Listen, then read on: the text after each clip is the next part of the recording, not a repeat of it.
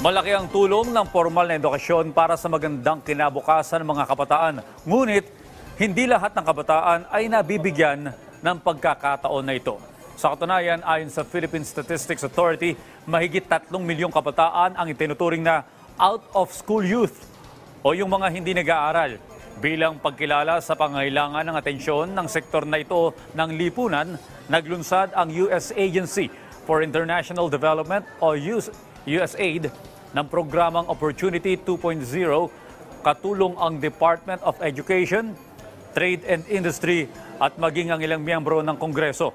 Ayon kay Isabela Representative Faustino Michael Carlos D. III, malaking bagay ang suportang ito para sa mga out-of-school youth dahil ang kinabukasan nila ay refleksyon rin ng kinabukasan ng bansa.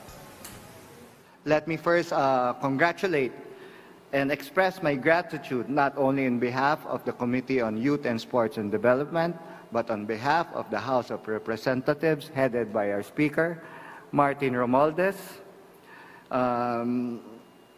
to the United States Agency for International Development, or USAID, for its noble vision, innate compassion for humanity, and its overall concerns of Filipino out-of-school youth.